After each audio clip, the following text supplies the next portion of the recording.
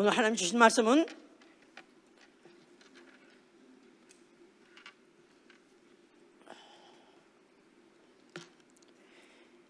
에베소 4장 13절부터 16절까지입니다.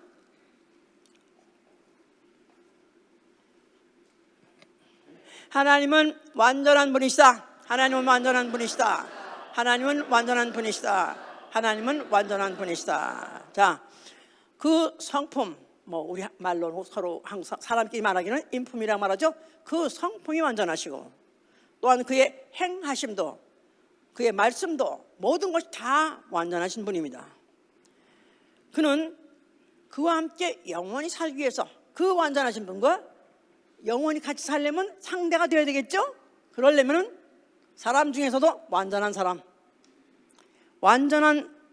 나아가서는 온전한 사람을 그 앞에 나와서 그와 함께 영원히 살게 해 주시는 분이다. 우리의 신앙은 예수 그리스도를 알고 믿는, 예수를 그리스도 알고 믿는 거예요. 그래서 아까 그를 알고 믿는데 우리가 다 하나님의 아들을 믿는 것과 아는 일, 그렇지 않으세요? 예수 그리스도를 알고 믿는 게 바로 우리의 신앙이에요. 우리의 신앙은 예수 그리스도를 알고 믿는 것이다. 자, 믿습니까? 예수 믿습니까? 자, 예수를 믿는다는 뜻은 믿습니다. 내가 기합수를 넣는다고 믿는 것이 아니라 그 말씀에 순종하는 거예요. 그렇죠? 그를 알고 그 말씀에 순종하는 거, 그게 바로 우리의 신앙이요. 우리의 신앙 생활은 우리의 신앙이나 우리의 인격이나 완전한 데 나아가는 생활, 이게 바로 우리의 신앙 생활이에요. 신앙이나 인격이나 완전한 데 나아가는 생활. Go on to unto perfection. 그래서 go on to perfection. 그래서 perfection, 완전한데 앞으로 나아가는 생활. 이게 바로 우리의 신앙 생활인 것이다 이 말이죠. 그러니까 예수 믿자마자 완전한 자가 없기 때문에 완전한데 나아가는 것입니다. 그러니까 go on, 앞으로 진행하는 거예요. 그래서 고린도서 13장 11절에는 내가 어렸을 때는 말하는 것도 어린아이 같았고 깨닫는 것도 어린아이 같았고 생각하는 것도 어린아이 같았지만 장성한 사람이 된 후에 어린아이의 일을 버렸노라 그랬었어요. 장성한 사람이 된 후에 어린아이의 일을 버렸노라. 예. 그래서 히브리서 6장 1절 2절에는 이것을 또 다른 말로 강조하고 있습니다. 히브리서 6장 1절 2절에는 뭐라고 말하냐면요, 자, 그러므로 우리가 그리스도의 초보를 버리고 죽은 행실을 회개함과 하나님께 대한 신앙과 세례들, 침례들과 안수와 죽은 자의 부활과 영원한 심판에 관한 교훈의 터를 다시 닦지 말고, 이건 기본이다 이 말이에요. 그동안에 배운 것도 이건 기본이에요. 이제는 이런 것에서부터 이제 배웠으니까, 그러니까 이제는 영원한 심판의 교훈의 터를 다시 닦지 말고 완전한데 나아갈지니라. 예. 이렇게 그리스도를 아는 지식, 또 그런 믿음을 갖고 있다면 이제는 우리는 앞으로 갈 수밖에 없는 것이죠. 이제 자, 전 지구적인 이 코로나 팬데믹, 이건 정말 몇 세기에 한 10세기에 한 번 일어날까 말까 하는 정말 대단한 큰 사건이 우리 세대에 일어났습니다. 참 너무 제가 이 사건을 굉장히 보는 것은 전 지구가 영향을 안 받는 곳이 없고 민족이 없어요. 심리적으로, 경제적으로, 사회적으로, 문화적으로 어쩌면 골고루 이 영향을 받지 않는 부분이 없어서 다 영향받고 있습니다. 그런데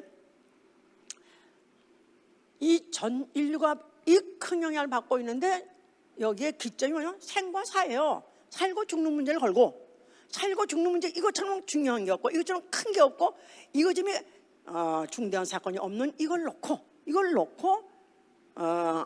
이런 경제적인지 사회적인지 심리적인지 이런 것들이 다 영향을 받고 있다고 말이죠. 총체적 중병을 앓고 있는 거예요. 물론 이미 아웃된 사람도 있고 상당히 많은 사람이 죽었습니다. 그런데 아직도 생존하고 있는 분들, 서바이벌들은 지금도 병을 앓고 있습니다. 아직 끝나지 않았습니다. 그런데 이미 벌써 몇 달이 지나면서 우리 상당히 벌써 익숙해졌어요. 이기고 있다는 것인지, 병에 대해서 익숙해지고 있고 항체가 생기고 있는지 하여튼 익숙해지고 있습니다. 과연 그렇다면 이렇게 중병을 앓고 난 후, 소위 말해서 포스트 코로나 이후에 뭔가 달라지지 않을까? 어느 부분에서는 기대가 되는 부분이 있습니다.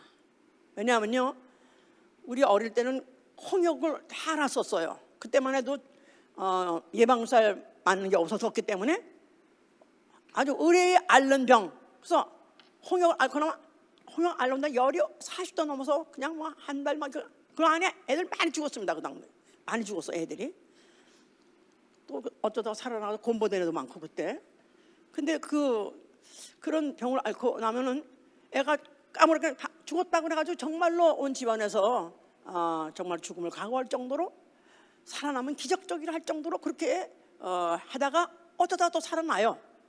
그럼 애가 달라집니다. 이상하게.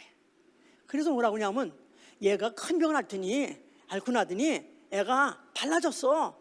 아니 자랐어. 그렇습니다.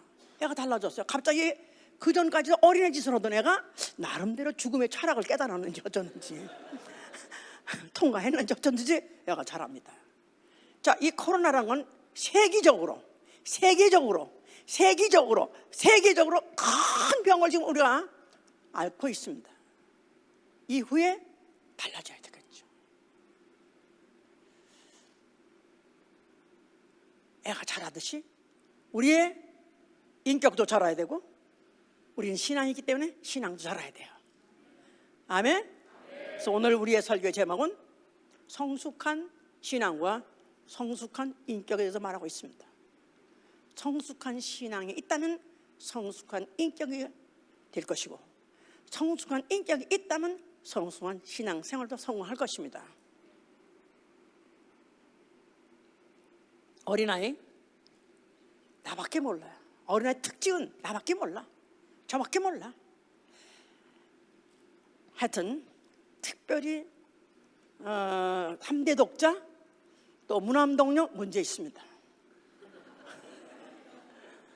결혼하시려고 할 때 뭐 아니면 자녀를 결혼 상대가 뭐 그중 형제가 며칠 때 뭐 무남동녀래 아니면 3대 독자라면 일단 생각해 보셔야 돼요. 왜냐하면 저밖에 몰라. 지네 엄마도 저밖에 몰라. 지 아빠도 저밖에 몰라. 지네 할머니도 저밖에 몰라. 다 아이고 우리 무슨 뭐 그냥 비염둥이 무슨 뭐 해가면서 3대 독자 해가면서 저밖에 모릅니다. 그냥 무엇이든지 맛있는 거 저만 먹으라고 그러고 맛있는 거 저만 먹어야 돼. 아나무인입니다. 하여튼 맛있는 거 있으면 저만 먹어야 되고 안 주면 울고 또 떼쓰고 하여튼 좋은 물건 있으면 무조건 내 거야. 지 맘에 들면 다 내 거야. 안 놓습니다. 제 거야. 뺏으면 온통 울고 지랄 발광을 칩니다.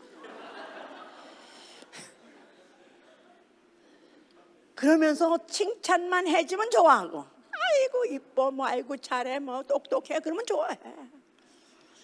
모든 칭찬은 나에게, 모든 영광은 하나님께 아니라 모든 칭찬 나에게 할 정도로 칭찬하면 좋아하고 조금만 부중하고 조금만 하다 치면 삐지고 쌩 날리고 쌩치를 합니다.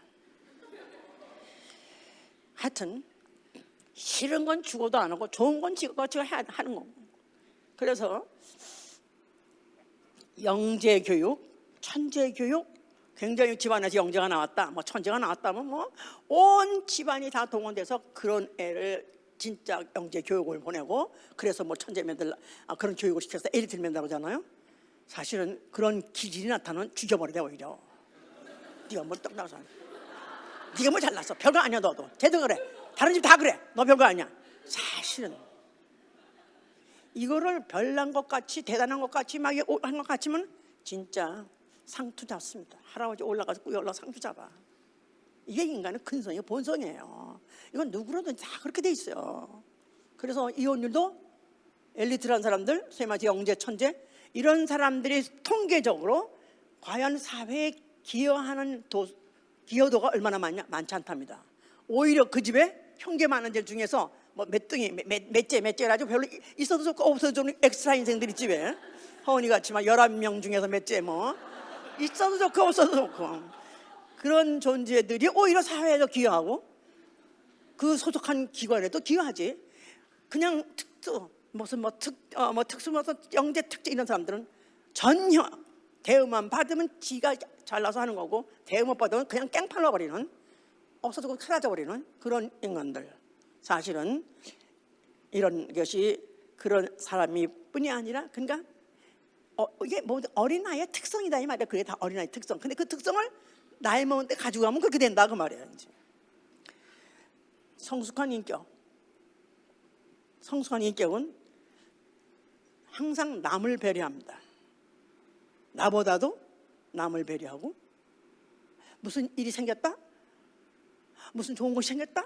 그러면 나보다도 아이고 내가 하는 게 아니라 아이고 벌써 아이고 누굴 줘야지. 아이고 우리 누굴 줘야지. 아이고 뭐 그래 가지고 우리 아니면 사회 나아가서는 국가 범위가 개인이 아니라 단체를 나아가서는 소가 아니라 대를 그것을 생각하는 사람 바로 이런 사람이 성숙한 인격입니다. 그래서 케네디가 말했어요. 성숙한 시민, 세계에서 가장 성숙한 시민 누구냐 하면은 나라가 나에게 무엇을 해줄까를 원하는 걸지 아니하고 오히려 내가 나라를 위해서 무엇을 할까 그런 사람. 나를 생각하지 않고 남을 생각하고 더 큰 걸 생각하는 그를 위해서 살고 나가서 희생하는 사람 그런 사람이 가장 성숙한 시민이요. 그런 나라가 가장 가장 최고 위대한 나라라고까지 이렇게 생각한다고 그래요. 예, 성경은 무슨 책이냐? 하나님만이 완전하시고 그런데 불완전한 자를 완전한 자로 만드시는 분이 하나님이라는 거예요. 하나님 사람을 지을 때 흙으로 지으시고 그 코에다가 생기를 불어서 생명이 되게 하세요. 생명. 아담. 무슨 뜻이냐면 육 있는 영적 존재. 그래서 육체라는 것 자체가 흙이요. 부질없고 연약한 거예요. 연약한 자체가 본질이에요. 그러니까 연약하고 부질없고 부족하고 이런 불완전한 자를 완전한 대로 나아가도록 만드시려고 하는 것이 하나님의 뜻이요. 성경의 경륜은 바로 그걸 위한 과정인 것이다. 이렇게 아시면 된다 그 말이죠. 예. 자, 아는 게 아니라 그 에덴 동산에서 사건이 생겼죠. 하나님이 에덴 그 동산 안에 그 동산을 기가 막히게 정말 더 이상 좋을 수 없는 환경으로 만들어 놓으시고 그리고 그걸 누리라 그랬어요. 그러면서 그러나 아담에게 계명 주시기를 동산 중앙에 있는 선악을 알게 하는 열매는 먹지 말라. 먹으면 정령 죽으라 그랬었어요. 그런데 그 동산 안에 뱀이 있더라. 그 뱀이 여인을 꿰습니다. 여인에게 하는 말이 동산의 실과를 모든 거 다 먹지 말라냐? 아니 다 먹지 말라는 건 아니야. 그러나 선악을 알게 하는 열매는 먹지 말래. 너 왜 먹지 말라는 줄 알아? 먹으면 하나님 될까 해서 그래. 먹으면 절대로 죽지 않을 거고 하나님 죽는다고 말했지만 그건 공갈이고 그리고 너가 그걸 먹는 날에는 하나님 될까? 하나님이 그걸 못 견디기 때문에 너 하나님 되지 말라고 먹지 말라고 한 거야 하고 꿰습니다. 여인이 그 소리가 달콤해가지고 먹어버렸어요. 그러니까 또 남편한테 또 열심히 또 전해가지고 그도 먹게 했습니다. 그러는 바람에 마귀에게 속아서 그들이 하나님이 되기는커녕 오히려 동산에서 쫓겨남으로 인해서 정말 신 아니면 누릴 수 없는 그런 환경, 그런 환경에 내쫓겨버렸습니다. 그뿐만 아니라 마귀의 종이 되었고 마귀와 함께 지옥행이 결정돼버린 것입니다. 인류의 비극이 바로 거기서 시작된 거예요. 아직까지도 깨달음이 부족하고 생각이 부족해서 마귀가 왜 저런 말을 했을까? 저 말한 것이 나한테 얼마나 유익이 될까? 저 말을 했을 때 하나님, 내가 만약 그 말 들으면 하나님은 어떨까? 전혀 그런 생각이 없기 때문에 그냥 하나님 될까 하는 그 하나의 꾀를 빠져가지고 그래서 범죄했던 것이고 결국 마귀 종이 되어버린 것이죠. 자, 이런 현상이 가인이라는 사람한테 또 나타났습니다. 가인은 원래 형이에요. 그가 아벨이라는 사람하고 각각 이제 각각 이제 한 해에 자기의 소산을 가지고 하나님께 제사를 드렸다고 그랬어요. 근데 하나님이 웬일이신지 가인의 제사는 받지 아니하시고 아벨의 제사는 받으셨다고 했었어요. 근데 그 아벨이 이제 제사를 상달하고 나니까 너무 기뻤죠. 하나님 받으셨죠. 너무 좋죠. 그런데 가인은 상달이 안 되고 하나님 안 받으셨다고 알았어요. 느꼈어요. 그러고 나니까 그 동생이 그렇게 꼴보기 싫어서 정말 죽이고 싶도록 미웠었어요. 그런데 아닌 게 아니라 형, 나는 성공했지랑, 나는 하나님 내 제사를 받았지랑, 나는 복 받았지랑 하고 막 하니까 더 이상 참을 수가 없는 거야. 결국 이제 그걸 갖다가 이제 정말 분해서 죽이고 싶어 했습니다. 그래서 결국은 이제 그걸 갖다가 드레시에 죽여버렸죠. 그런데 그 하나님이 가인한테 네 아우 어디냐 하고 물었어요. 이미 죽여서 어디다가 돌밭에다 돌장막 밑에다 감춰놨는데 네 아우 어디냐고 물었더니 그 하는 말이 뭐냐면 내가 내 아우나 돌보는 자니까 내가 내 아우 내가 베이비시터입니까? 내가 브라더 시터입니까? 내가 꼭 내 아우나 내가 돌보는 자입니까? 난 내 아우고 내가 무슨 상관입니까? 자기의 아우를 부정하고 자기의 이웃을 부정하고 남을 부정하고 모른 척하고 오히려 그걸 갖다가 기만한 바람에 그에 벌이 내린 것이죠. 이제 그래서 결국은 이제 이 세상에 그가 이제 어디든가 정착 발을 붙일 수 없도록 그런 유리방한 자가 돼버린 것이죠. 이제 자, 이 가인이 왜 그런 일을 했느냐 하고 요한 1서에서는 설명하고 있습니다. 가인이 악한 자에게 속하여 아우를 죽였느니라는 거예요. 창세기 3장에는 그가 가인이 그런 마음이 생겨서 했다고 했는데 이후에 요한 1서에서는 설명하기를 악한 자에게 속해서 아우를 죽였다는 거예요. 악한 자가 누구죠? 마귀. 이 마귀가 그 가인을 마음을 갖다 충동질해 가지고 결국은 아우를 갖다가 미워하게 되고 시기하고 결국은 아기를 죽게 한 일을 결국은 마귀가 했다는 것입니다. 자, 그럼 마귀는 누구냐 도대체? 마귀는 그가 원래 하늘에서 사단이라고 했어요. 사단이 뭐냐면 그가 이사야 14장 12절 15절 얘기죠. 그거는 천사장이에요. 아주 용모도 아름답고 제자도 풍성하고 그래서 그 하늘 영계에서 굉장히 인기가 있다던 그런 천사장입니다.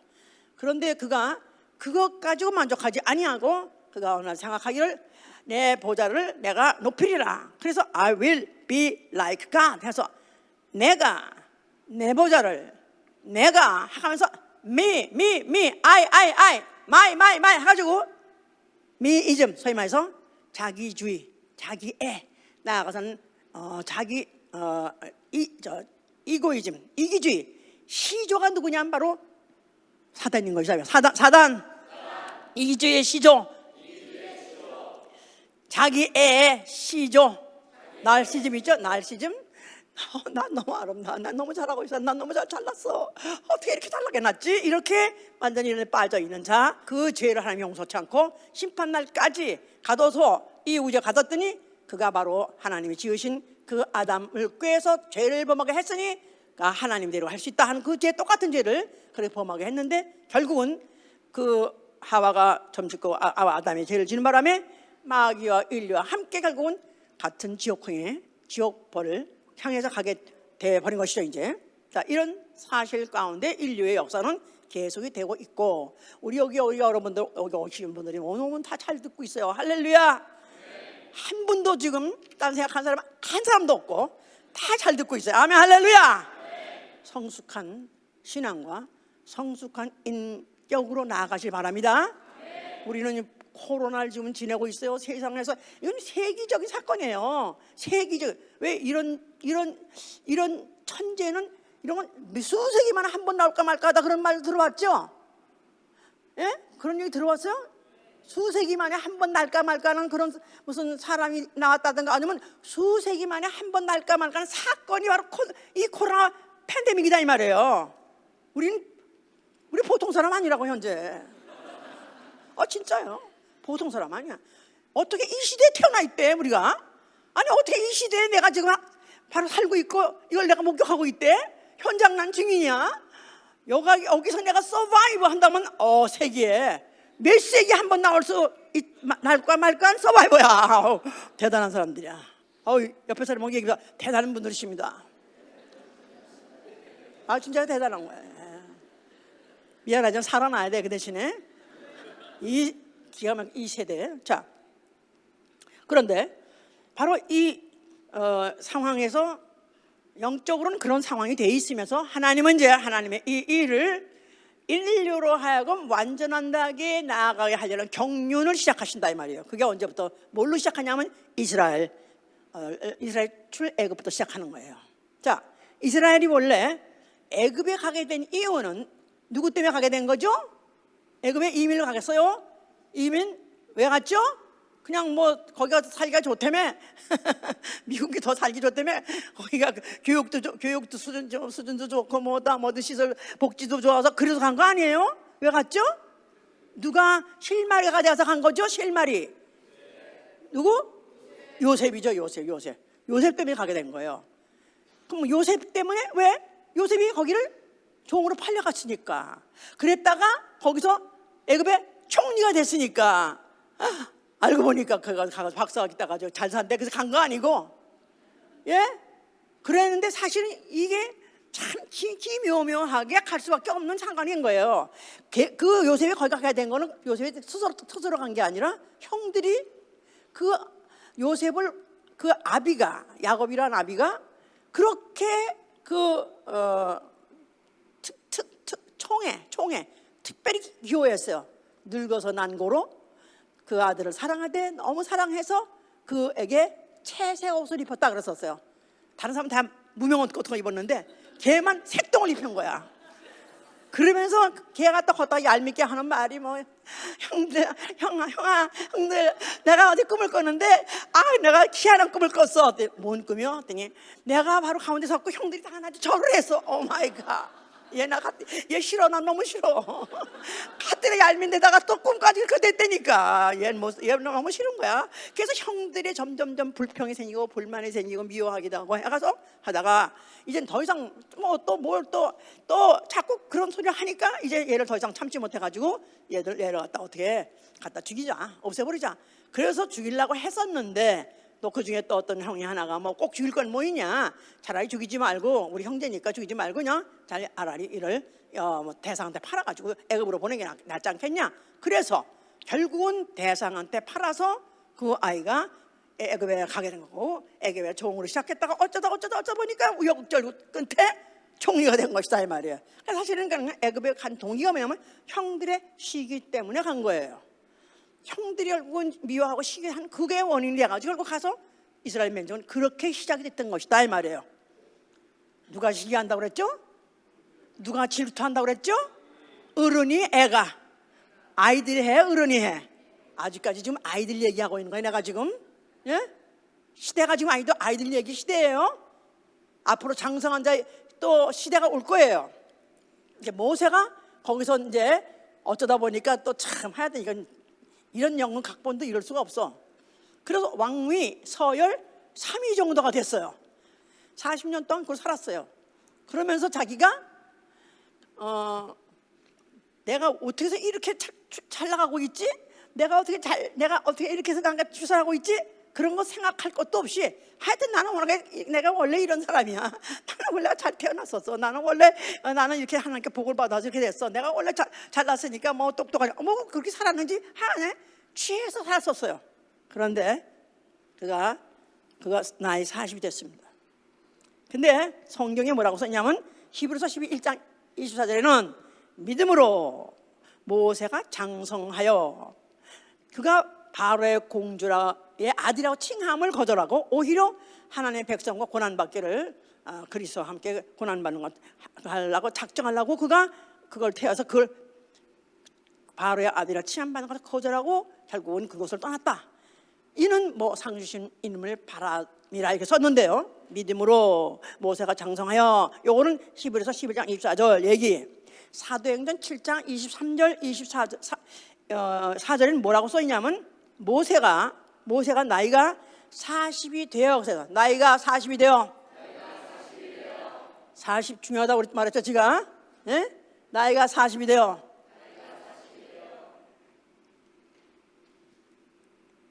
1 히브리서는 믿음으로 그가 모세가 장성하여 이렇게 썼고, 여기 사도행전에서는 나이가 40이 되어 그 형제 이스라엘을 돌아볼 마음이 생겼다 그랬었어요. 그 형제 이스라엘 돌아볼 이 생각이 나기 시작했다는 거예요. 그러니까 40살까지는 그런 생각 않고, 난 팔자 좋아서 나는 I'm so blessed, 그래서 누리고 호강하고 살았었는데, 그날 따라서 자기 형 이스라엘 사람, 그냥 이스라엘 사람이 알았어요. 알았는데도 그냥 그냥 덮어놓고 덮고, 그 사실은 덮고 그냥 누리고 살았었는데, 그날 따라서 어떤 자기 이스라엘 종족이 애굽 사람한테 무고하게, 별로 잘못한 것도 없는데 무지 얻어맞고 그런 그 잔해를 받는 것을 당한 것을 보고, 그때 갑자기 생각한 것은 아니 도대체 이 잘못한 것이 없는 이스라엘 백성을 네가 왜 치냐? 네가 왜 함부로 이렇게 이에다가 강하냐? 그래서 불의한 것을 못 참아가지고 결국은 이제 그가 그도 피부치가 그 피가 땡겨서 그랬는지 결국은 그 애굽 사람을 죽였다 그랬습니다. 죽인 것이 사건이 드러나므로, 그것이 이제 바로에게 들어가므로 이제 그야말로 더 이상 있을 수가 없게 됐어요. 그래서 도망을 가게 됐는데, 그가 결국은 믿음으로 장성했다고 말했는데, 사실은 안 갈 수가 없을 정도로 그런 사건에 들어가게 된 원인이 뭐냐면, 그 형제 이스라엘을 돌아볼 생각이 나더라고 썼어요. 그 형제 이스라엘을 돌아볼 생각이 나더라. 그때까지는 나 혼자만 잘 먹고 잘 살면 되고, 나 혼자만 호강하면 됐었고, 나 혼자만 무기용한 누리면 됐었는데, 이제 자기 동족이 이렇게 당하고 있고, 이 동족이 이렇게 고난을 받고 있다는 사실에 대해서 눈을 뜨고 그걸 피부적으로 감각하게 됐다. 그랬을 때 장성하여 그렇게 됐다 이 말이에요. 무슨 말인지 아시겠어요? 실제로 나이 40쯤 되면 지 생각에도 40이 진짜 사람이 인간이 철이 난다. 저 나이가 40인데 아직도 철이 안 났어. 30인데 아직도 철이 안 나. 30도 사실은 조금 육체적으로 또 경험적으로는 장성한 사람으로서는 피크는 30이에요. 30은 확실히 그래요. 30살 됐다면 육체적으로도 아니면 인격적으로도 경험적으로도 이제는 장성한 어른이 됐다 하는 데는 맞아요. 그런데 인생을 보는 것, 인생을 볼 수 있는 눈은 지 생각에도 한 40이 돼야 되는 것 같아요. 어디 40대면 손 들어보세요. 나는 40이다. 40도 안 됐어 그럼? 아니 이미 넘었어 그럼? 그런 것 같아. 그러니까 남이 보이기 시작하는, 나만이 아니라 나만 내 생각에만 갇혀서 나만 보고 사는 게 아니라 남이 보이기 시작하는 나이가 한 40대인 것 같은데, 실제로 모세가 그렇게 시작을 한 것입니다. 그래서 그야말로 그때부터 시작해서 고생문이 열렸죠. 열렸구나. 예, 혼자서 내가 우리 집 나는 문안동료야, 아니면 내가 잘 나가서 난 직장도 좋아, 돈도 잘 벌어, 그래서 내가 마음대로 뭐 사 먹고 뭐 입고 뭐 혼자서 막 살다가 드디어 어떤 남자를 만나가지고 결혼했어. 그래가지고 목사님이 뭐 주례를 사주세요. 오케이. 들어온 걸 내가 딱 보는 순간 항상 열렸구나. 딴딴따다 딴딴따다, 나름대로 뭐 행복에 겨워서 표정을 짓지만 내 속으로는 그래 너 열렸어. 혼자는 그야말로 행복하게 지멋대로 지 맘대로 막 살았다 이거야. 천하 그야말로 천상천하 유아 독존으로 살았다 이거야. 근데 뭐가 하나 껴지고 보면 그때부터는 이제 고정문이 열리는 거야. 의식을 안 하고 살 수가 없어. 무시하고 살 수가 없어. 그러니까 항상 도를 다루고 사는 식으로 이제 살고 있는 건데, 자 이렇게 해서 결국 이제 이스라엘이 애굽에서부터 출애굽하는데 결정적으로 이제 모세가 그렇게 역사한 겁니다. 장성해서 그가 그 형제를 돌아볼 마음이 있었기 때문에, 그래서 그가 자기의 부경을 버리고 그렇게 그들을 데리고 나온 것이다 그 말이에요. 자 그랬는데 그들이 그 광야에 가가지고 하나님이 그들의 율법을 주셨어요. 그래서 율법에 강령이 있습니다. 율법의 스피릿, 율법의 강령이 뭐냐면, 첫째 주 너의 하나님을 사랑하고 또 내 이웃을 내 몸같이 사랑하. 그게 둘째예요.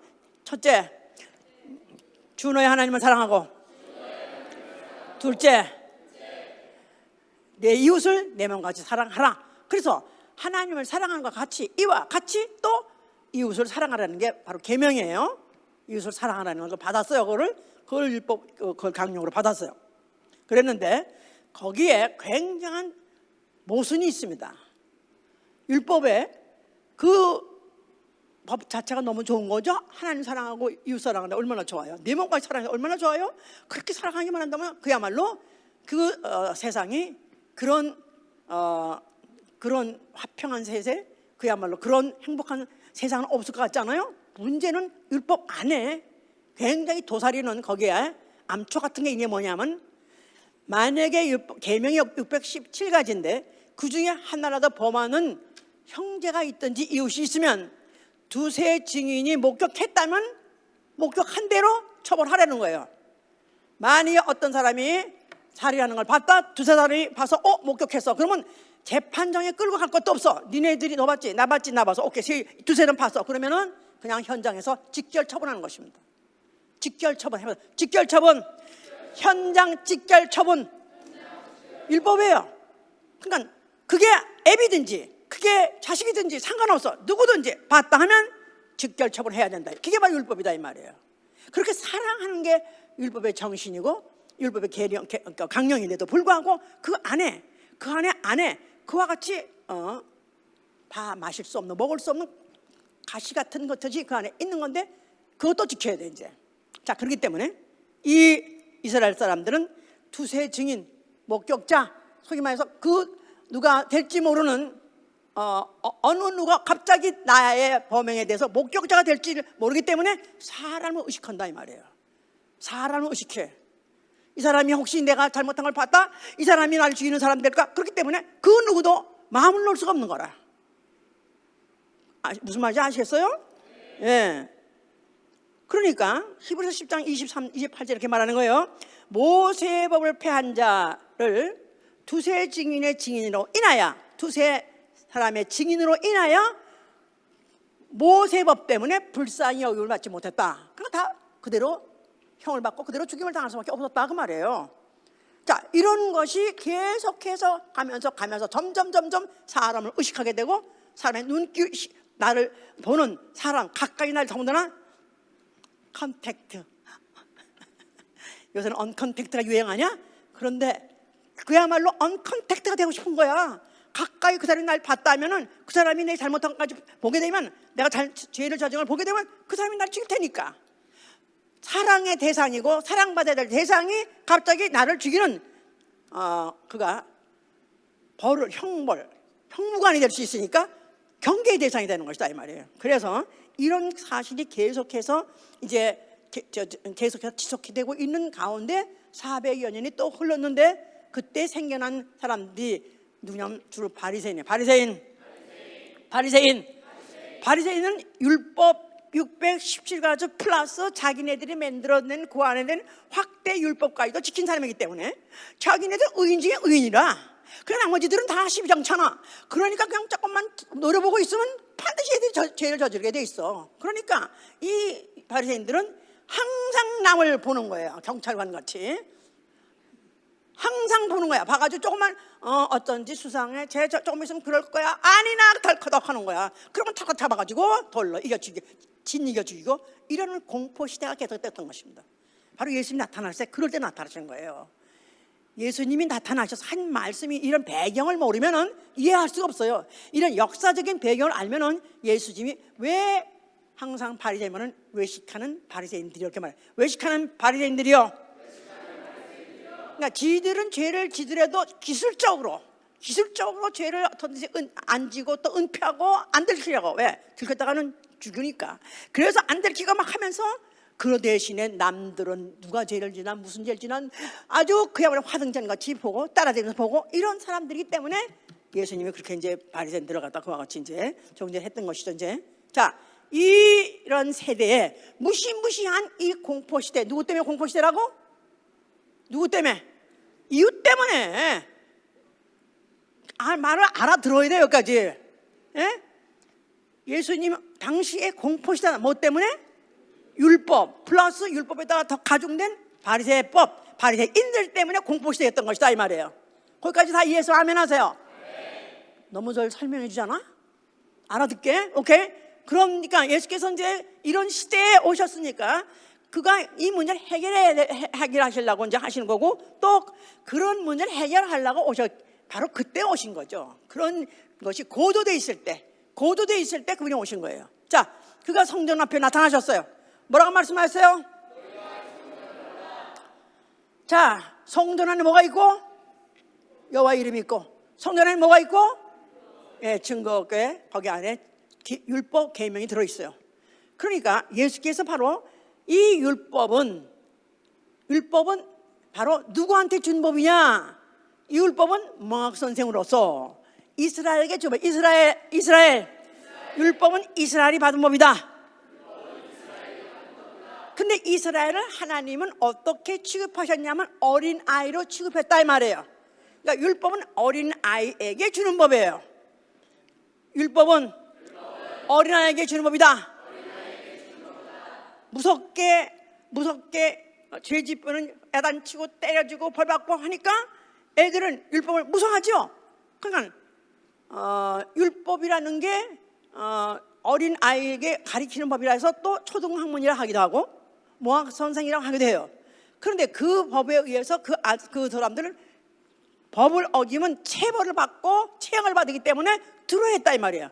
그런데 이것은 바로 그러니까 그야말로 이제 하나님은 어떤 분이야? 두려운 분이에요. 벌 주는 분이에요. 그러니까 막 무서워하는 이런 그런 것은 어린 아이에게 준 법이다. 이 시대는 이걸로 끝이다. 이제는 그런 뜻에서 헐라한 것이다 이 말이야. 너희가 알면은 내가 사흘 만에 일으키리라.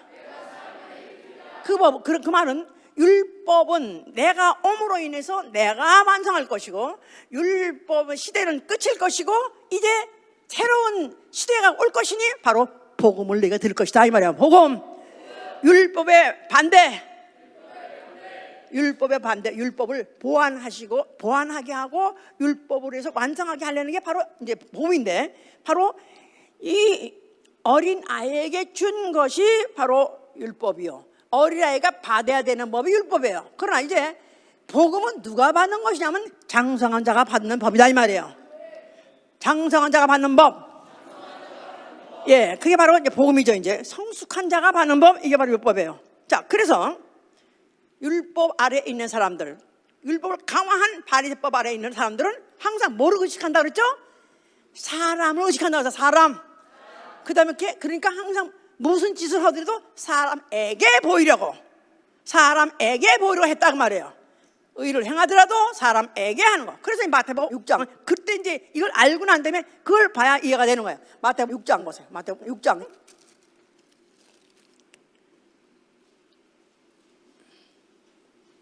자, 6장 1절부터 보세요. 사람에게 보이려고 그들 앞에서 너희 의를 행하지 않도록 주의하라. 그렇지 않으면 하늘에 계신 너희 아버지께 상을 얻지 못하리라. 의를 행하다, 법대로 살다, 율법적으로 지키고 산다. 이것도 결국 이 사람들은 하나님보다는 오히려 사람에게 안 들키려고 사람에게 보이려고 행했다고 말이에요. 그냥 그렇게 하지 마라. 하나님이 보이시는 것을, 그게 더 무서운 거지 사람이 보는 게 무서운 게 아니다. 거기다 나가서는 구제할 때도 외식하는 자가 사람에게 영광을 얻으려고 회당과 거리에서 하는 것 같이 너희 앞에 나팔을 불지 말라. 진실로 너희에게 이르노니 저희는 자기 상을 이미 받았느니라. 너는 구제할 때 오른손에 하는 것을 왼손이 모르게 하라. 그러니까 이렇게 구제도 나팔 불면서 사람에 보이려고, 사람이 나 구제했지랑 그래가면서 그냥 동전을 갖다 허시 준다 할지라도 그냥 몰래 갖다 주는 게 아니라 그냥 일부러 길에 가다가 돌밭에 떨어뜨리면 땡그랑 소리 날 정도로 떨어뜨려 일부러. 그러면 어떤 사람이 와가지고 집어가지고 나리 선생님이 이 동전을 떨어뜨렸습니다. 누가 주웠나? 제가 줬지. 가져. 그래서 남들이 보이게 하려고 너희 구제하지 말라. 오른손이 하는 걸 왼손이 알지 못하도록 하라. 그냥 구제할 맛 나게 생각하세요. 나 그걸로 안 해. 남들이 알아주지 않은 걸 내가 왜 해? 왜? 이들은 뭐기 때문에? 어린아이기 때문에. 율법을 받는 누가 받는다고요? 어린아이가 받는다고 하잖아요. 어린아이가 받는다고 하잖아요. 어린애들은 남이 알아줘야 되고 남한테 칭찬받아야 되고 그러니까 이들에게 한 말이 이것을 우리가 충분히 이해할 수 있는 거죠. 그 다음에 또 보세요. 그 다음에 너희가 기도할 때도 외식하는 자 같이 하지 말라. 저희는 사람에게 보이려고 회당과 큰 거리 앞에 랄랄랄랄라 하면서 기도하기를 좋아하느니라. 내가 진실로 너에게 이르노니 저희는 자기 상을 이미 받았느니라. 너는 기도할 때 네 골방에 들어가 문을 닫고 은밀한 중에 계신 내 아버지께 기도하라. 은밀한 중에 보시는 네 아버지가 갚으시라. 은밀히 보시느니. 은밀하다 하면 숨어서 본다는 뜻이 아니에요. 내가 의식하지 못해도 그분은 보신다 그 말이에요. 내가 느끼지 못해도 그분은 보고 계셔. 하루에 24시간 시간마다 분초마다 어느 시경에도 보지 않는 분, 그분은 항상 보시고 있기 때문에 그 앞에서 기도하라는 것입니다. 그렇다고 이제부터 기도는 큰 소리 하면 안 되구나, 그런 뜻이 아니에요. 일부러 기도를 나는 하는 사람이요, 나는 이렇게 기도 잘하는 사람이요, 나는 충만합니다, 자랑하려고 하는 거는 하지 말라. 그러나 은밀한 가운데, 그러니까 어린애들은 뭐든지 남한테 칭찬받고 남한테 인정받으려 하지만은 은밀인가, 아무도 안 봐도, 사람도 안 봐도 나는 기도하는 사람은 기도하는 것이다 이 말이에요. 예? 장성한 자.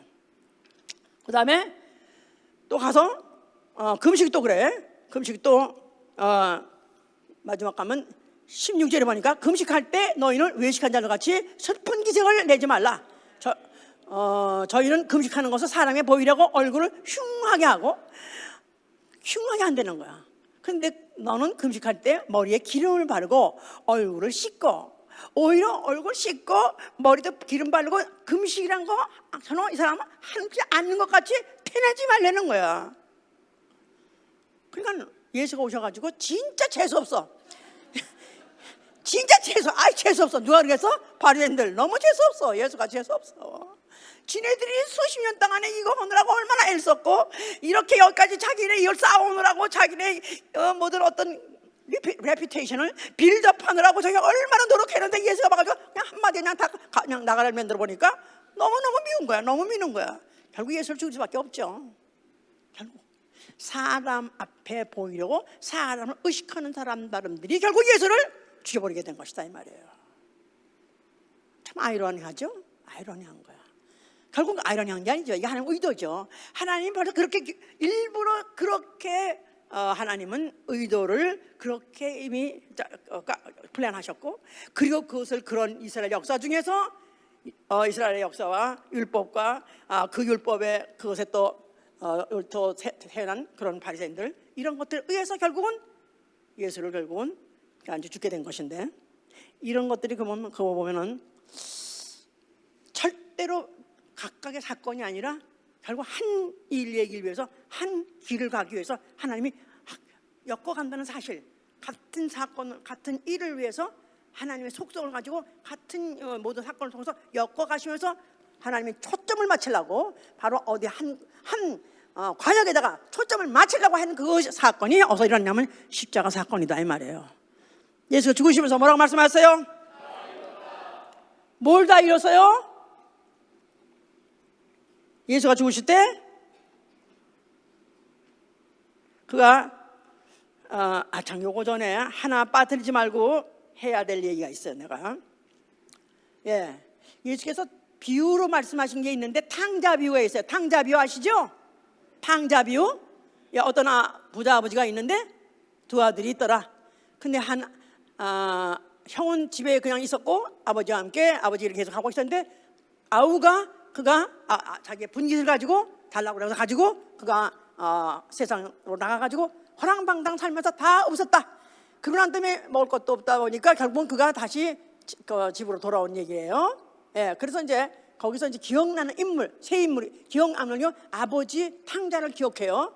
보통 그렇죠? 그래서 아버지에 대한 아버지는 어떤 사람이냐, 아들이 나가고 난 다음에 하루도 잊질 못하고 아들이 돌아오길 기다리다가 아들이 돌아오니까 그가 나가서 무슨 잃어버렸던 재산이든지 또 아버지의 또 명예훼손이죠. 아버지의 모든 그 가문의 모든 명예를 훼손시킨 거 전혀 개의치 않고, 뭐 세월도 잃어버리고 가문의 명예도 잊어버리고, 그래가지고 허랑방탕 완전히 기진맥진한 그 쓰레기 같은 아들이 돌아왔어도 그냥 뛰어나가서 환영하더라. 무조건 환영하더라. 그 아버지 사랑, 그에 대해서 우리가 다 다 이해하고 그건 다 기억해요. 그런데 여기서 아들이 돌아올 때 이제 회개에 대해서 이제 돌아오면 돌아오니까 반기하더라. 거기서 중요한 인물이 하나 있는데 거기 중요한 인물이 누구냐면 그 탕자 집의 맏아들입니다. 탕자 집 아들, 큰 아들. 자, 큰 아들은 아우가 돌아오니까 아버지하고 대조해서 큰 아들은 아들이 돌아오는 거, 동생 돌아오는 걸 기뻐해서 안 했어요? 기뻐 별로 하지 않았을 뿐만 아니라 아버지가 너무 기뻐하네. 최신 없이 막 그냥 흥분해가지고 너무 기뻐하고 뭐 죄매 뭐 반지를 끼워주고 뭐 잔치를 벌리고 하는데 너무나 쇼크를 먹은 거예요. 그래서 하는 말이 뭐랬냐면은 아주 아들이 여기 형이 왔어 여기 형이 왔어 들어오라는 거. 왜 안 들어온다니까 안 들어오려고 그래요. 그래서 아버지가 나와서 너 왜 안 들어오냐? 너 아우가 왔다. 네 아우가 돌아왔는데 들어와서 너도 제차례 참여해야지. 그랬더니 아들이 하는 말이 나는 아버지 이럴 줄 몰랐습니다. 우리 아버지 이렇게 경고망동하게 이렇게 주책같이 기뻐하고 까지지 않고 막 기뻐하는 나 이런 아버지인지 몰랐습니다. 그런 말을 안 해서 내가 하는 말이야 이거는. 근데 그 말 한 다음에 한 거 보니까 그 말을 한 거예요. 뭐냐면 아버지 내가 여러 해 동안 아버지를 섬기고 내가 아버지 명령을 어긴 것이 없지만은 그런데 나와 내 벗을 위해서는 염소 새끼 한 마리도 잡아주신 적이 없습니다. 아니 이 탕자가 도는 거 서로 잡고 난리치는데 아니 내가 아버지 집에 있으면서 그동안에 아들 나가 있는 동안도 나는 묵묵하게 그냥 속옷이 열심히 내가 아버지 일하고 그 다음에 내가 또 아버지 명령을 거역해 본 적이 없는데 아버지는 나와 내 친구들을 불러가지고 염소 새끼 한 마리도 난 잡아준 게 없다. 그 말은 나를 칭찬해주고 너 정말 잘하고 있어. 너 어쩜 이렇게 잘하고 있냐 우리 아들아. 넌 좀 한 번 칭찬해 본 적도 나를 한 번도 위로해 본 적이 없는데 어째 아버지가 이렇게 온 집에 모든 걸 다 창기가 먹고 아버지 재산을 먹고 창기가 먹고 오늘 이 아들은 이렇게 기뻐하나이까 그랬어요. 자, 이 아들, 이 맏아들은 누구냐? 아버지를 이해해요 못해요? 아버지를 이해 못해요. 오히려 나이적으로는 형이지만은 사실은 그가 사실은 어린 자다 이 말이에요. 어린아이 지가 한 것에 대해서 칭찬받기는 하고 인정해 주길 바라는 거야. 염소 새끼를 잡아서 파티 열어주길 원하는 거야. 근데 아버지가 안 하니까 그랬는데 언제가 해주겠지 했는데 아니 동생이 오니까 이렇게 하네. 그냥 여기서 대조되는 인물이냐면 아버지하고 형하고 아버지하고 맏아들하고 대조되는 인물이다 이 말이야. 아버지는 따지지 않고 무조건 용서하고 무조건 환영하고 무조건 더 주고 또 주고 싶은 게 아버지야. 그런데 형은 나이만 조금만 더 낫다 뿐이지 이론적이고 아직도 그 모든 것이 다 합리적이고 그것으로서 그 아버지 하는 행동을 이해 못하고 오히려 그를 갖다가 원망하는 그런 사람. 이거는 누구냐 바로 이게 바로 율법파에 있는 어린아이다 이 말이에요. 율법파에 있는 어린아이. 율법파에 있는 자는 아버지를 이해 못한다 그 말이에요. 율법파에 있는 사람들은 아버지를 이해 못하는 거예요. 아버지는 독생자를 보내셔서 독생자를 갖다 죄인들에게 살을 뜯어먹게 하고 피를 마시게 해서라도 죄인을 살리고 아버지 집으로 환영하고 데려가고 싶은 게 아버지다 그 말이에요. 자, 그래서 율법은 어린 아이가 받는 법이고 복음은 바로 믿는 자 나아가서는 이방인 전혀 준비 안 되는 인간적으로 인격적으로 전혀 준비 안 되는 그런 자가 바로 받는 것인데 그가 그것을 은혜로 받는다면 그가 바로 아버지 심정을 이해하게 될 것이고 결국은 장성한 자가 될 수 있는 것입니다. 자, 예수께서 십자가에서 죽게 됐어요. 죽으시면서 뭐라고 말씀하셨어요? 자, 그는 첫째 아버지 계명을 가지고 죽으심으로 인해서 아버지의 뜻을 이뤘어요.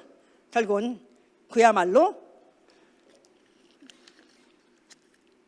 성장한 성숙한 자가 아니면 할 수 없는 최고의 성숙한 인격으로 아니면 할 수 없는 바로 아버지 계명대로 죽으신 것입니다.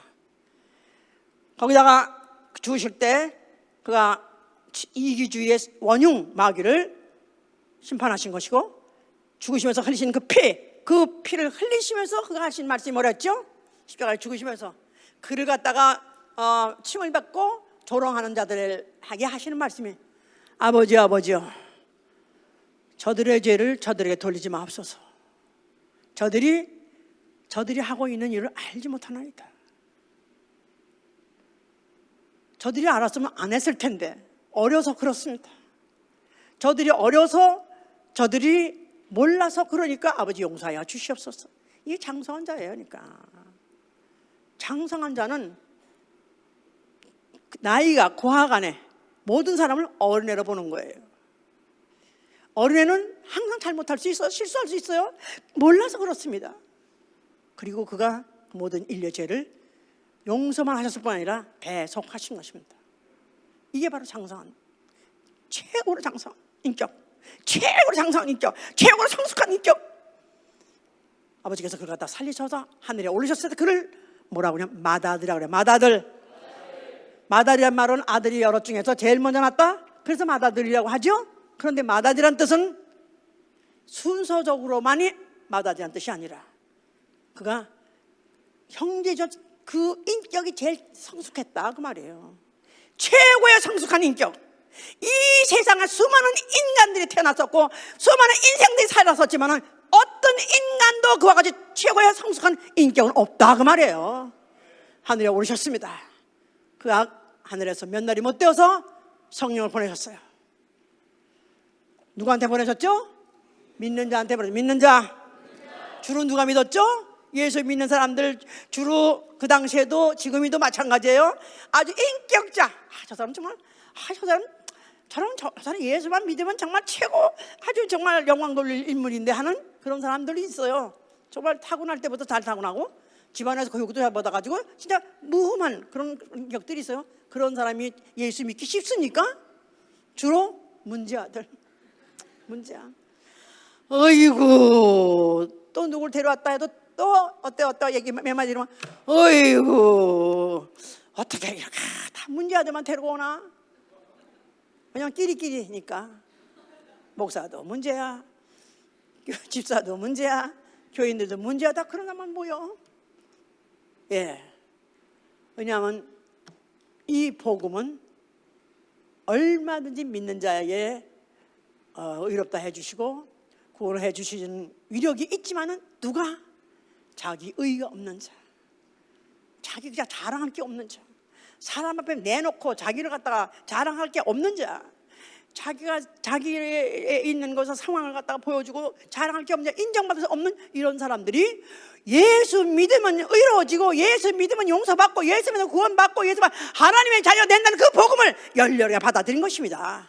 아멘, 할렐루야. 예.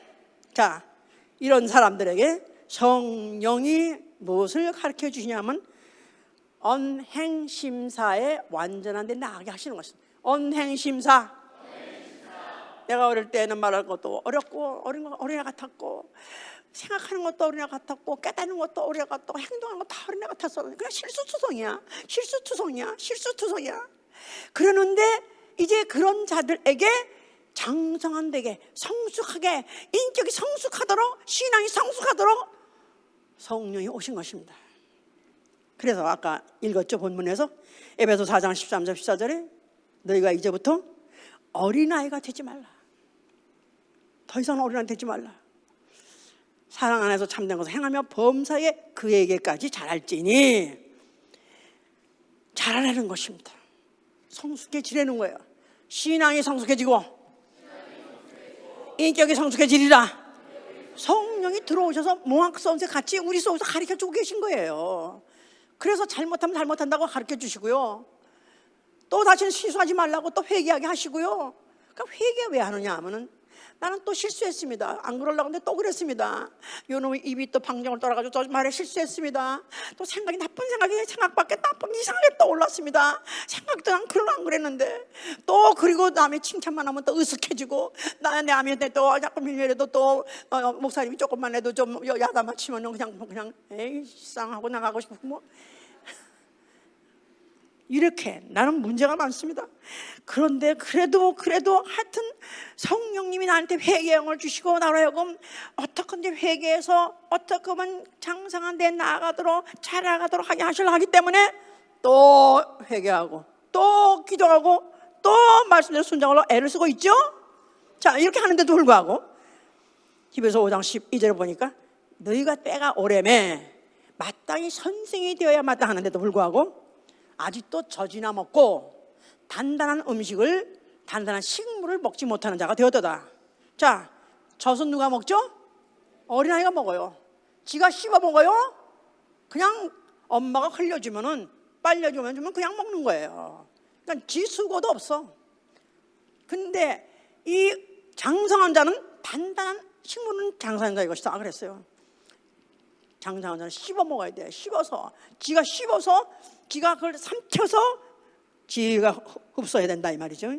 그러니까 장성한 자는 젖이나 먹는 사람은 의의 말씀을 경험하지 못한 자요. 그러니까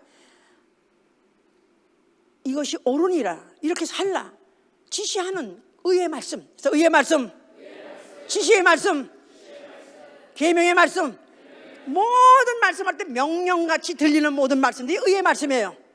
이래라 저래라 이렇게 하면 다 듣기 싫어하죠? 그런데 어린애는 듣기 싫어하는 거야. 어린애들은 칭찬만 하면 좋아하지, 지가 잘한다고 인정만 해주면 좋아하지, 조금이라도 지시하는 것 같고 잔소리하는 것 같으면 싫어해. 그런데 이게 바로 의의 말씀이에요. 의의 말씀은 바로 어린애는 안 먹습니다. 뱉어버립니다. 그러나 장성한 자는 의의 말씀 받아요. 오히려 야단치면은 오히려 그 말씀에 내가 잘못되어 있는 걸로 고쳐주시구나. 더군다나 목사님이 개인적으로 만나가지고 그래도 상담도 해주시고 이런 건 이렇게 하는 게 좋겠다 저렇게 하면 저렇게 했다가 만약에 지시해주면 오히려 이제 목사한테 다 들켰네, 다 더럭났네, 이제 튀어야 되겠다. 이건 어린아이야. 36개의 주행랑이 최상책이다. 그러니까 나가는 거야. 그렇습니다. 교회 잘 다니다가 나간 사람, 칭찬받다 나간 사람 아무도 없어요.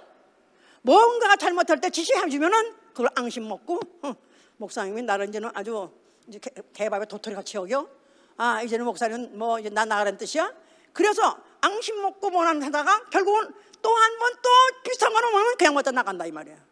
이거는 어린아이예요. 오히려 그런 개인적으로라도 나한테 만약에 지시해주고 또 만약에 지적해주고 부끄럽게 나를 하여금 말을 해서 주신 적이 있다면 그런 사람 있으면 손들어 보세요 한번. 나는 그런 적이 있었다. 송주는 손들어. 많이 했습니다. 많이 했어. 그래도 송준이 아직까지 붙어 있어. 장성한 자 되길 바랍니다. 아멘 할렐루야. 그러면 이렇게 나한테까지도 목사가 그냥 하나요? 누굴 불러서 상담하려고 하면 얼마나 고민하는지 아세요?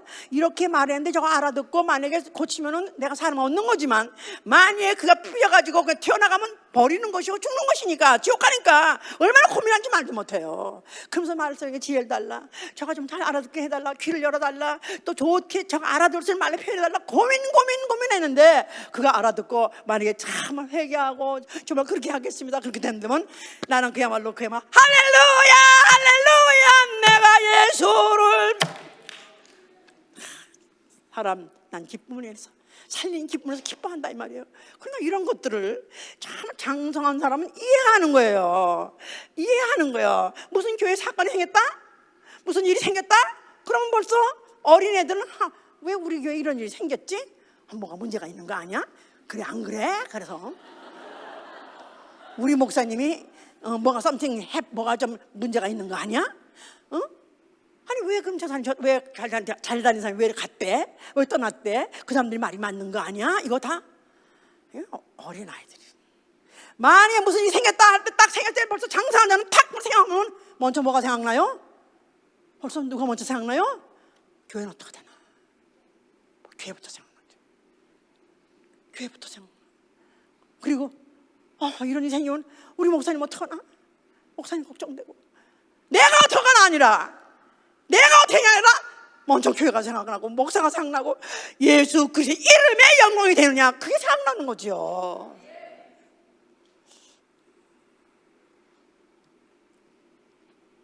자,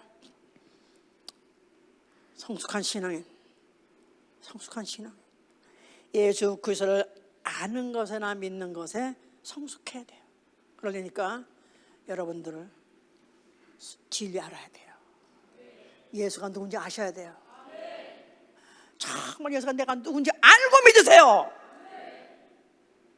예수가 누군지 알고 교회 다니세요. 예수가 누군지 안다면 나는 그 앞에 가면 그냥 무조건 무릎 꿇어야 돼요. 안 그래요? 그가 무슨 명령을 하든지 나는 꿇을 수밖에 없어요. 예수를 아는지, 예수를 아는데도 그를 믿는다? 그 말이 바로 믿음은 순종이에요. 말씀에 순종이에요. 알고 믿는 것에 내가 장성한 자가 되어야 되는 거. 아멘, 할렐루야. 두 번째, 성숙한 신앙은요, 성숙한 신앙은 진리를 분별해서 들을 줄 알아요. 거짓말에 속지 않아요. 속임수에 속지 않아요. 요동치 않아요.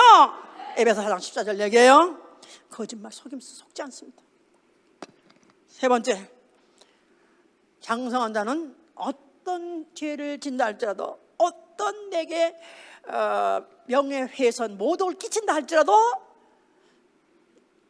저들의 죄를 저들에 돌리지 마옵소서. 아버지와 저들이 알지 못해서 그러나이다. 알지 못해서 그러나이다. 전원이 목회하면서 기쁜 날도 많지만 슬픈 날도 많습니다. 너무너무 가슴이 찢어지시 아플 때도 많습니다. 특별히 교회 직분자였고 또 오래 다녔던 자들이 털컥 나가버리고, 그뿐이 아니라 나가서 막 뒤통수를 까는 소리 이런 걸 들을 때마다 너무 가슴 아프고 너무 아픕니다. 그러면서 막 그냥 그런 일이 처음에 막 일어났을 때는 너무 분하고 너무 억울하고 너무 속상해가지고, 정말 저들을 하나님 내버려 두십니까? 아니 내가 그들이 과연 예수 믿기 전에 어떤 사람이 왔으며 예수 믿어서 뭐가 어떻게 변했으며 그러고 난 다음에 그들이 어떻게 이렇게 나갈 수가 있습니까? 했을 때 정말 하나님 정말 살아계시면 벌을 내리시고, 하다못해 뭐 차가 박살나서 죽던가 아니면 암이 들던가 하여튼 그렇게 나가려고 그렇게 여기까지 막 올라와서 하려고 하다가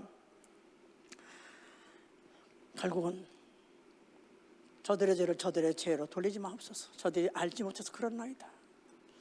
결국 거기까지 포효 짐승이 울부짖도록 포효하다가 결국은 마지막 말은 꼭 그렇게 마무리를 했습니다. 저들이 알면 그지 않았을 것인데 몰라서 그렇습니다.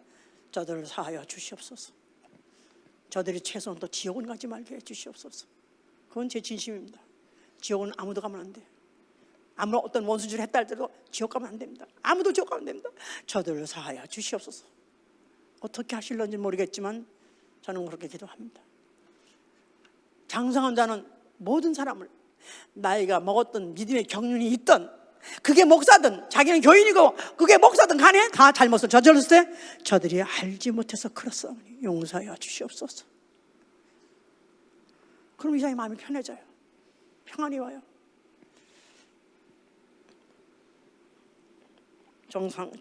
성숙한 신앙인은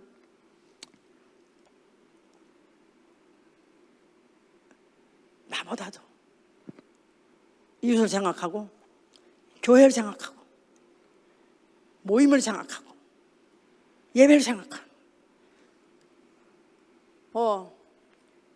하기 소양해? 나는 안 가고 싶어. 나는 안 가고 싶지만, 그러나 내가 안 갔을 때 교회에 어떤 영향을 미칠까? 내가 안 가면 교회 모임에 어떤 영향을 끼칠까? 내가 안 가면 집회에 어떤 영향을 끼칠까? 내가 안 가면 우리 구역에는 어떤 영향을 끼칠까? 우리 부서에는 어떤 영향을 끼칠까? 그게 먼저 생각이 나야죠. 그게 먼저 생각이 납니다. 내 일심만 생각하지 않고 내 행동에 따라서 교회도 어떤 영향을 미칠까? 그게 장성한 신앙이에요. 오래된 녀석 장성한 신앙이 아니에요. 공을 먼저 생각하는 사람, 교회를 먼저 생각하는 사람.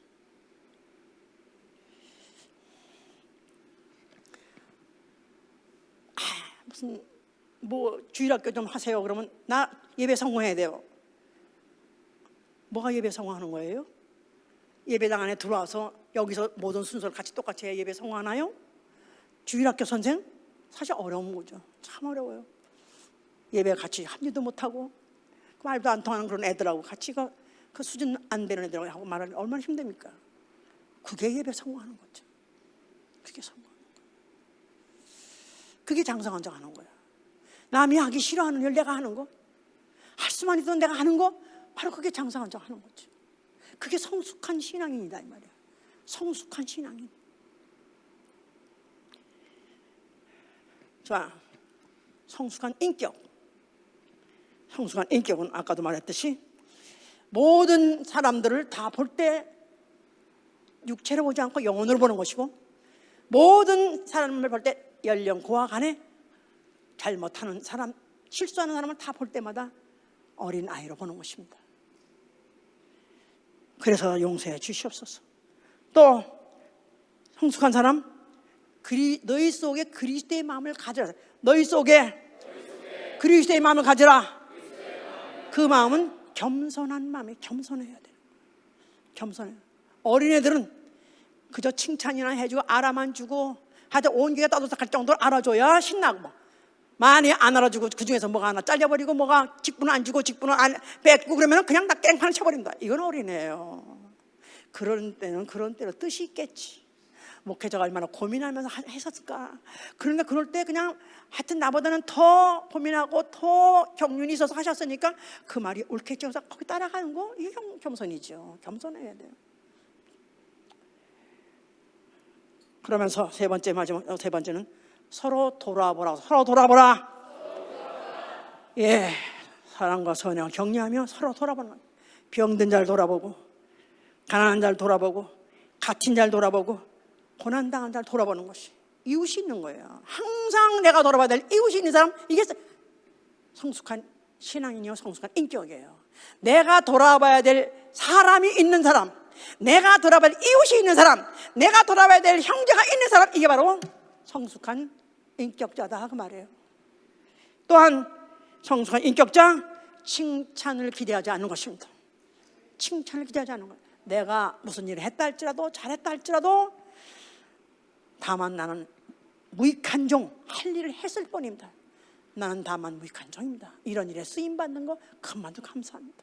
칭찬을 포기한 사람, 성숙한 신앙인, 성숙한 인격자가 되어서 세상에 나간다면 세상 사람들도 다 그 사람의 인격을 인정하기 때문에 그 신앙까지도 저 사람 저렇게 저 사람의 인격을 보니까 저 사람 믿는 하나님도 정말 어쩌면 맞는 것 같으네, 있는 것 같으네. 이래서 너희는 세상에 나가서 너희는 세상에 빛이 되라는 것입니다.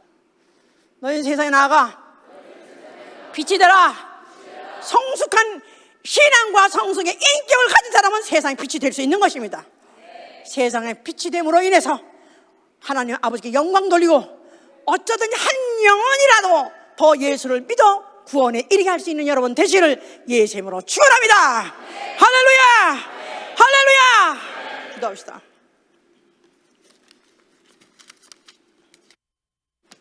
자, 한번 나는 과연 아직도 어린아이인가? 아니면 나는 성숙한 자인가? 나는 성숙한 신앙을 갖고 있는가? 아니면 성숙한 인격을 나는 갖고 있는가? 아직도 선거가 멀었죠? 너무 멀었어요. 그렇기 때문에 우리가 살아있는 것이고, 그렇기 때문에 교회에 있는 것이고, 그렇기 때문에 우리는 말씀을 듣는 것이고, 그렇기 때문에 목자가 필요한 것입니다. 성숙해야 마다들이 부활해서 하늘에 오른 것 같이 성숙한 인격, 성숙한 신앙이라야 주님 오실 때 첫째 부활에 이르고 그 앞에 나아갈 수 있는 것입니다. 기도합니다.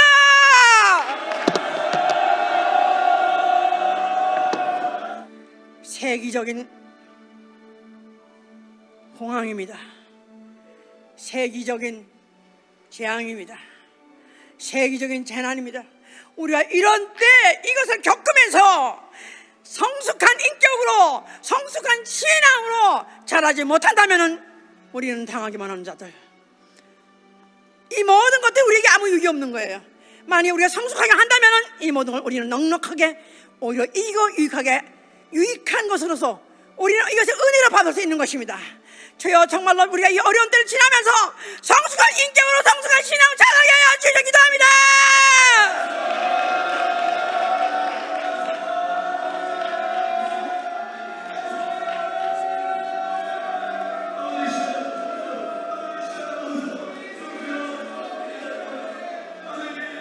도와주시기 원합니다. 도와주셔서 알아듣고 다 변화되고 도와주셔서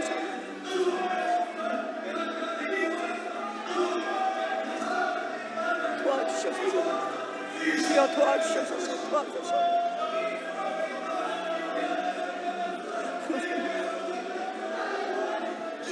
자, 다시 한번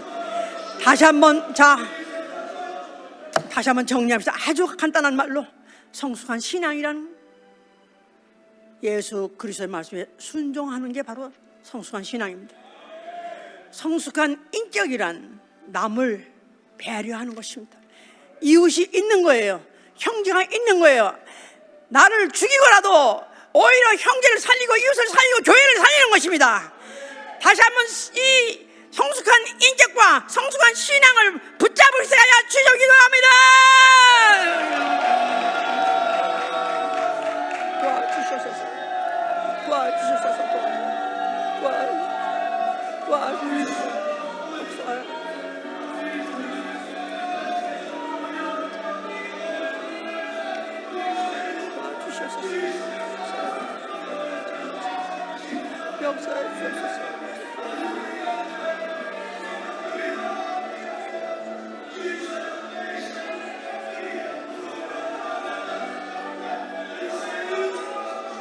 주